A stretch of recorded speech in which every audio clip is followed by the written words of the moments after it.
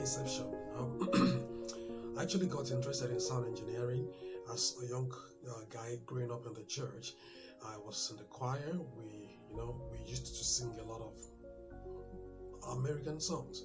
We would see the concerts that they had, and we would try to reproduce the same thing.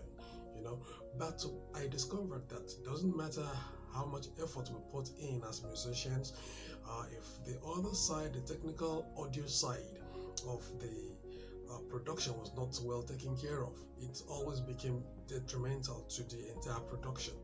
So I thought I was going to be the change agent needed to bridge that gap. Alright, so immediately I finished my degree in chemistry from the University of Ibadan. The plan was to proceed to the University of Salford. Then that's where I had in mind to go and study sound engineering. But as things would happen, I could not go to Salford. I actually found myself going to South Africa to study sound engineering. When I finished from the University of Ibadan, I joined myself to a local company, sound reinforcement company in Ibadan. I would go with them, even though I was a graduate at the time. I would do casual work for them, helped them to carry speakers, did many jobs that somebody with my qualification at that time probably would not want to do. Okay, but I didn't see it that way. I saw it as an opportunity to learn, and I gave it my best. As that progressed, it happened that I fell sick. It happened I had a tumor just underneath my vocal cords, and it affected my singing. And not only my singing, it affected my breathing. I could not breathe properly. Yeah, so I had a tracheostomy tube in my neck for 800 days, and that is how I found myself in the Republic of South Africa undergoing treatment. And for information, I actually had a total of 9 surgeries on my throat. Okay, but at the end of it all, even though I lost my voice a bit in the process, one thing I did not lose was my vision of becoming a qualified sound engineering. And as Providence would have it, I found myself in South Africa, like I said, which is the hub of the technical audio industry in Africa. I looked around, I said, okay, what can I do? How can I, fulfill my dreams? So I found this school called the Academy of Sound Engineering. I applied miraculously. I was given an admission. I was able to pay for the first semester.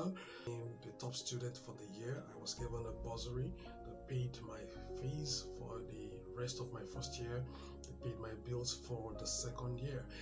And it happened after, as we were about to rounding up my diploma program, then the director of the school came to me and offered me a job. And I was very glad.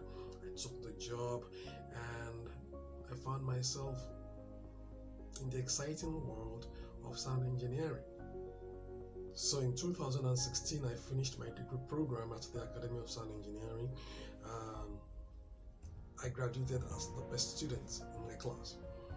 And it's noteworthy that I was the only black student in that class, and I came on top.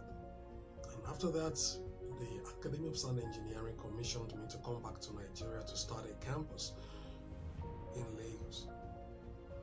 I have been working on that since I came around, and just right about now, we're taking in our first set of students. We're starting our hybrid learning program, which is going to focus on audio post-production, broadcast, live sound reinforcement, and music production. I've been involved in a lot of projects since I came back. I've done sound design, sound system design and installation for a lot of churches in Nigeria, in Lagos, in Port Harcourt, in Abuja as well.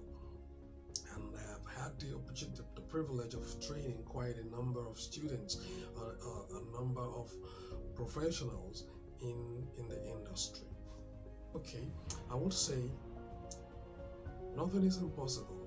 If you have a dream, you follow your dreams and things will work itself out. You will have a lot of challenges, definitely.